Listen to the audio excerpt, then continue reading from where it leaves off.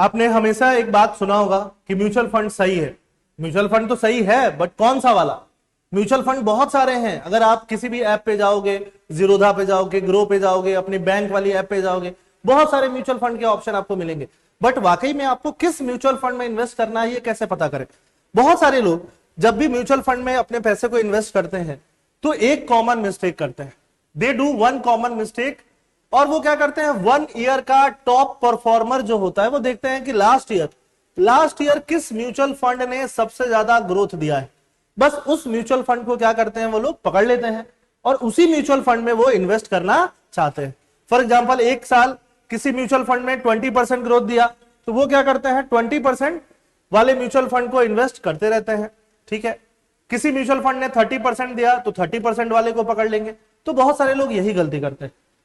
तो अगर last year का ग्रोथ देख के आपको कभी भी डिसीजन नहीं लेना होता है। मैं 5 तरीके ऐसे बताता हूं जिसको देख के आपको डिसीजन लेना है कि कौन सा वाला म्यूचुअल फंड सेलेक्ट किया जाए। फर्स्ट, आप म्यूचुअल फंड में देखो 5 to 10 ईयर कंसिस्टेंसी। मैं तो बोलूंगा 10 ईयर।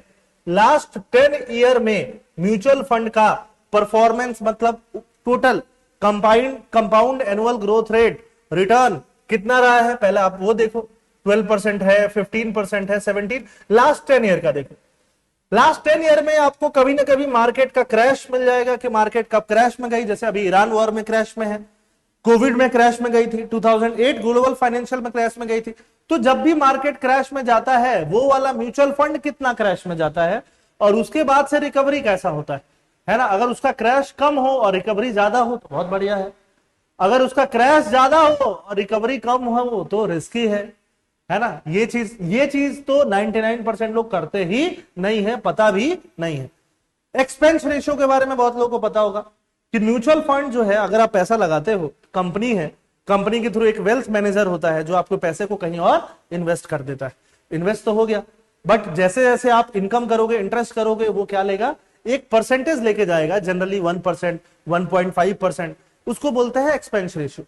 ये एक्सपेंस रेशियो जितना कम हो उतना अच्छा है, क्योंकि अगर वो 1%, 1.5, 2% ले जा रहा है, मतलब आपका बहुत सारा इंटरेस्ट का पैसा, बहुत सारा वेल्थ उसके साथ चला जा रहा है।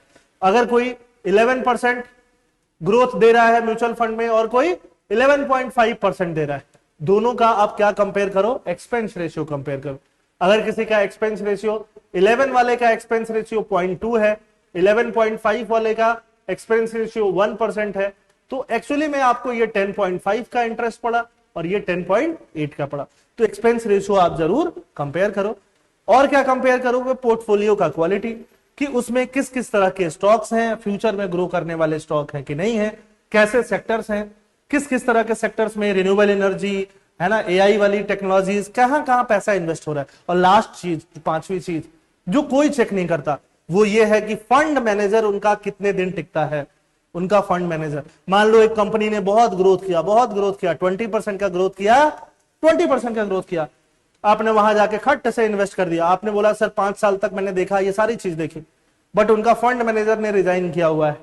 ठीक है, हो सकता है उसके बाद उनका ग्रोथ क्या हो, कम हो जाए, क्योंकि उनका फंड मैनेजर चेंज हो चुका है। तो फंड मैनेजर पे लोगों का नजर नहीं रहता है। फंड मैनेजर का टेन्योर जो है वो बहुत ज्यादा इंपॉर्टेंट है कि 3 ईयर्स, 5 ईयर, 10 ईयर, एक फंड मैनेजर किसी कंपनी में कितने दिन टिक रहा है। ठीक है, थैंक यू, जय हिंद।